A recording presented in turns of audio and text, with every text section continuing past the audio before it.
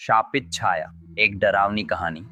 भारत के एक दूर दराजे इलाके में बसा था भानगढ़ी गांव, जो अब नक्शे पर भी नहीं मिलता।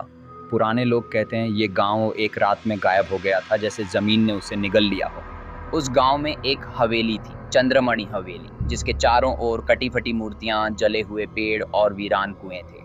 कोई भी उस हवेली के पास तक जाने की हिम्मत नहीं करता था। कहते हैं वहां की दीवारें खुद सांस लेती थीं और रात में हवेली से सीढ़ियां चढ़ने की आवाजें आती थीं, जबकि वहां कोई नहीं रहता था। कहानी की शुरुआत 2003 में कुछ शहर के यूट्यूबर हॉन्टेड एक्सप्लोरेशन के लिए उस गांव में पहुंचे। 4 लोग थे, ऋतिक, समीर, मानसी और जतिन। उन्होंने सोचा था कि ये सब अफवाहें हैं, लेकिन जब उन्होंने गांव की सीमा पार की, तभी से हवा बदल गई, ठंडी और भारी, जैसे कोई आंखें उन्हें घूर रही हों। गांव की गलियां खामोश थीं, लेकिन हर कोने पर टेढ़े मेढ़े पेड़, छूटी हुई चप्पलें और दीवारों पर खून के हाथों के निशान थे। एक टूटा मंदिर था, जहां दिया खुद ब खुद जल रहा था, बिना तेल बिना बाती। जैसे ही वे चंद्रमणि हवेली के पास पहुंचे, दरवाजा खुद खुल गया। अंदर घुसते ही हवा जैसे थम गई। हवेली के अंदर की घड़ी उल्टी दिशा में चल रही थी और एक दीवार पर लिखा था, और जो आएगा वो जाएगा नहीं। अब डर शुरू हुआ।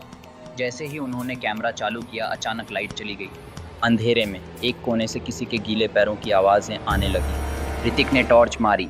दीवार पर एक बिल्कुल सफेद चेहरा, बिना आंखों के, बस मुस्कुराता हुआ घूरता रहा।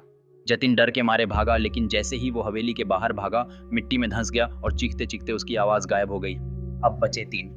मानसी को किसी ने पीछे से बाल खींचे और खींचते खींचते वो सीढ़ियों से ऊपर चली गई, जैसे कोई अदृश्य शक्ति उसे घसीट रही थी। उसकी चीखें धीरे धीरे कराह में बदल गई। समीर और ऋतिक भागे, लेकिन दरवाजा बंद हो गया। अंदर अब लाइटें खुद जलने लगी, दीवारों से काले साए निकलने लगे, लंबी गर्दनों वाले, बिना पैर के, उल्टा चलने वाले साए। उनमें से एक ने समीर के कान में फुसफुसाया, तेरे अंदर भी एक छाया है, अब तू भी हमारा हिस्सा है। ऋतिक बस एक ही रास्ते पर भागता रहा, लेकिन हवेली का नक्शा बदलता जा रहा था। एक ही कमरा बार बार आ रहा था, जिसमें एक झूला खुद ब खुद झूल रहा था और उसके नीचे एक कटी हुई गर्दन पड़ी थी, जो धीरे धीरे मुस्कुरा रही थी।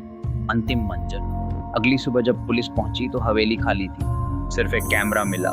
कैमरे में आखिरी फुटेज थी ऋतिक के चेहरे की, जो खून में लथपथ था, आंखें फटी हुई, और पीछे दीवार पर लिखा था, तुमने मुझे देखा, अब मैं तुम्हें देखूंगा, हर रात हर ख्वाब में। कहते हैं अब वो हवेली नहीं रही, हमें, लेकिन जो भी उस फुटेज को देखता है, उसकी जिंदगी में अजीब चीजें होने लगती हैं। घर की छत से कोई झांकता है, दीवारों से खुरचने की आवाजें आती हैं, और आईने में खुद की परछाई पीछे मुड़कर देखती है।